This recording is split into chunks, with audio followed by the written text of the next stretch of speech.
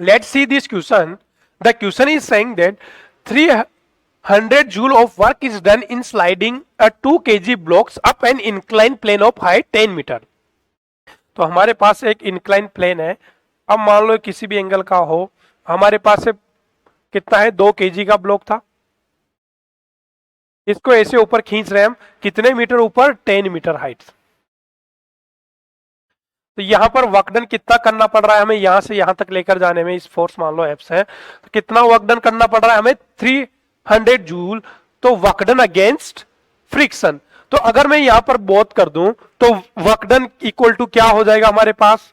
अगर हम बात करेंगे तो work done equal to total work done क्या हो जाएगा हमारे पास? तो एक दो वर्क डन है, वर्क डन बाई फ्रिक्शन, और दूसरा कौन सा है? Work done by gravity. Work done against gravity और वर्क डन बाई फ्रिक्शन. तो हम टोटल वर्क डन निकाल लेंगे. तो work done by total equal to क्या हो जाएगा? या work done by work net या टोटल फोर्स. तो वर्क डन बाई एक तो कौन सा हो जाएगा हमारे पास? एफ फोर्स और वर्क डन बाई फ्रिक्शन.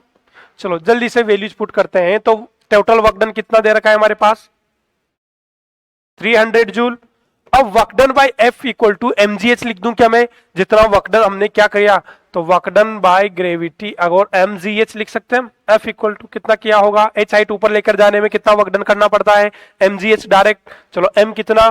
तो 2, g की वैल्यू 10 और h 10 plus work done by friction.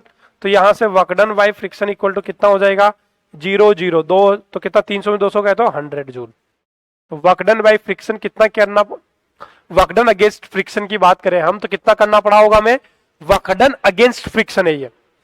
Work done against friction, ये वर्क डन अगेंस्ट ग्रेविटी. क्या बोल रहे हम? वर्क डन अगेंस्ट फ्रिक्शन,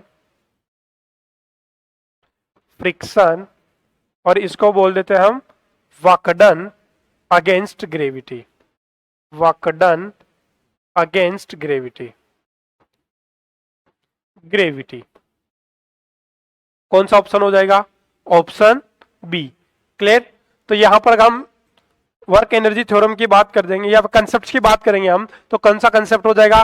तो वर्क डन नेट फोर्स का वर्क डन निकालने का फोर्स मल्टीप्लाई बाय डिस्प्लेसमेंट हम डायरेक्ट, या फिर work done by against gravity का तो डायरेक्ट क्या लिख देते हैं? Work done against gravity, against gravity,